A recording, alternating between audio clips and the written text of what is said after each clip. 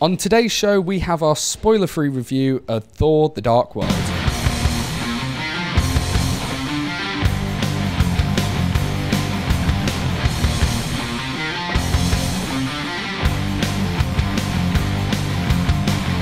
Okay, so we are back in Gosh Comics. We were going to have some stuff from the MCM Expo, but due to technical difficulties, we don't. Dale is the technical difficulty. I actually blame Stephen. Let's say Stephen's the technical difficulty. Yeah. But anyway, so that aside, we're here now with our review of Thor. Yeah. This is the first sequel outside of the Iron Man area. It is. We haven't seen a Captain America sequel, Thor, Incredible Hulk. Like, this will be the first one of those. So are you going to describe the Captain America film as being the first sequel outside the Thor and Iron Man area? Yeah, that's exactly how I'm going to describe it when we review it in March. Okay. So there you go.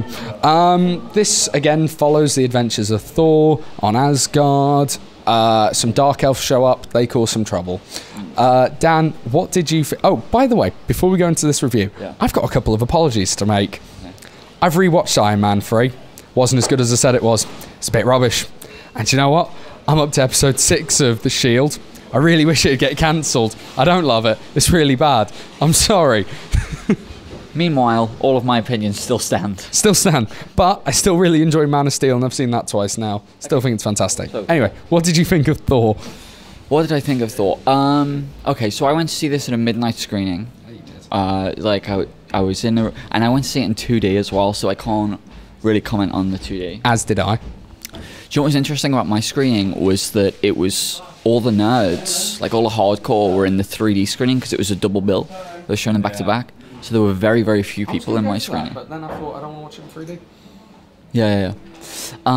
Right, so what did I think of Thor? Okay, I'm going to say just off the bat that I liked it.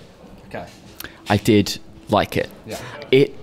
What's interesting about it is that where I think Thor succeeds where Iron Man fails is that we all know it's very hard to do a superhero movie, and because ultimately you're going to introduce a villain and ultimately Thor's going to win. We know he's going to win because he's going to be in the Avengers film. We know all of this stuff. They've got sort of Loki to play around with, but not really if you sort of look if you read the blogs and stuff like we do, how many contracts they've signed and whatever. So for the cynical person, you do have to offer sort of something more. And I think where Iron Man fails is it takes itself way too seriously.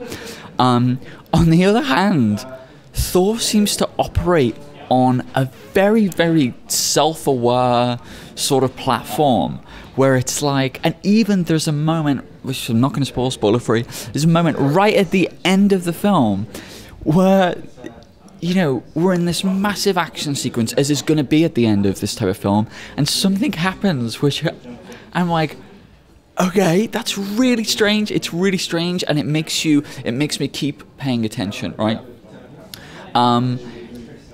My main complaint in this film was that the character of Jane, that's her name.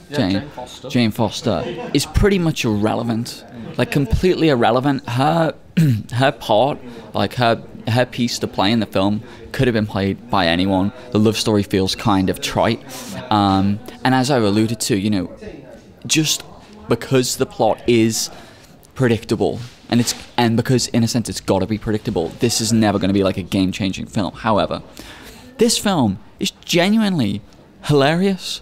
Like, it's really funny, and some of the moments that we get in it, there's a moment where we're in, for those of you who've seen it will know, we're in Jane's house, and what Thor does with his hammer might be one of the just most amazing cinematic moments in a superhero film I've ever seen. It's moments like that I think, wow, I'm so lucky. Do you know what I mean?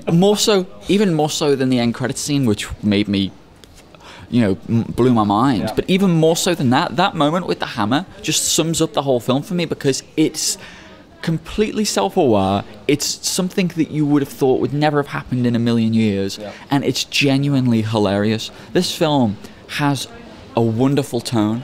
It treads that tonal line perfectly, and it's just really, really good fun to watch. It's a fantastic cast.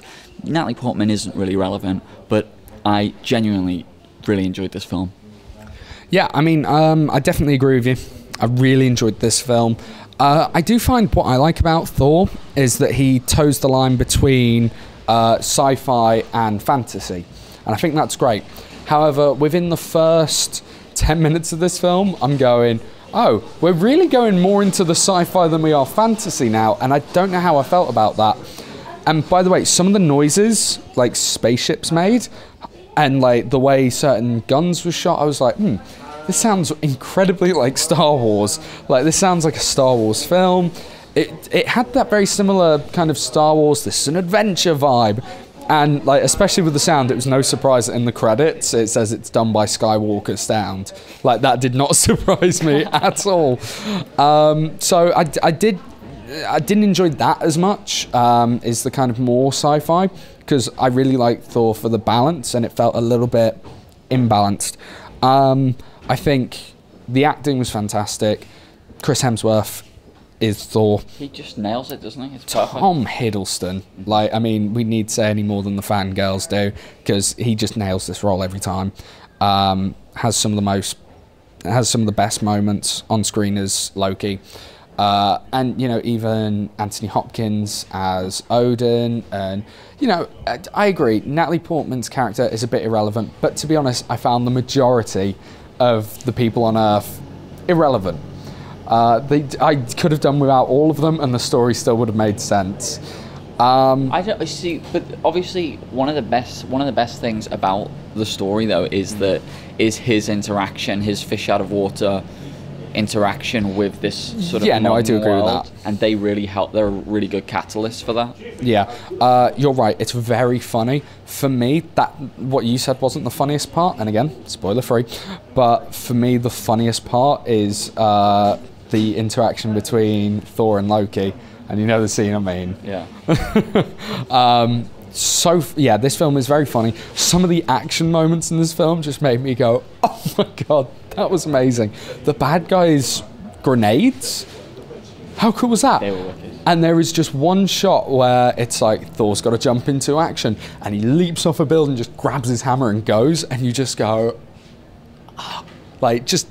everywhere. I do want to talk a little bit about that.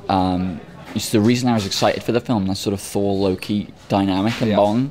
I think even though where it ended up, you probably could have predicted, but those interactions were spot on, and one of just the most wonderful things to come out of this whole Marvel Cinematic Universe thing is Loki. Yeah. I can't believe just how perfectly they've nailed just all the nuances of his character. Like, his motives can never be understood. Yeah. Like, they're completely shrouded all the time, and I think that's incredible. You do always think that, like, he's doing it for his brother, even though he's going about it in a wrong way. Don't know. But then you're like, well, is he? And no. And this film is just like, it goes one way, then the other, then the other, then the other with Loki. Like, you just can't trust. Like, this film makes you not trust him. And when you're trying to second guess a film, going, oh, this is going to happen, and then you're like, well, but then that, and then that. I just don't even know with this character. So no, I really enjoyed Thor. I thought it was fantastic. I thought it was better than the first one, by far, and definitely better than Iron Man. Yeah. 3? Yeah. You have no doubt in that. Is this like, so Wolverine and Thor are your two superhero films this year? Flashpoint. Oh, and Flash. Oh, all right, fair dues. Okay, so that is our review of Thor. Very sorry that this came out quite late in the week and we haven't had anything else out. Again, apologies for that. And deal with it. And another thank you to Gosh Comics for letting us film here. You can check out their website, goshlondon.co.uk or .com. It's in the description. It's in the description below. And definitely check it out if you're in the London area, because they've got loads of events coming up, which you should be checking out. Also, we're on Twitter, @ComicBookShow1. Dan posted a photo from MCM of an adorable Transformers family, which you should go and see. Did I post that? I forgot whether I posted that or not. You did. Definitely go and see that. It's worth following us on Twitter just for that picture. Yeah, and we will speak to you guys next time. Like, just everywhere.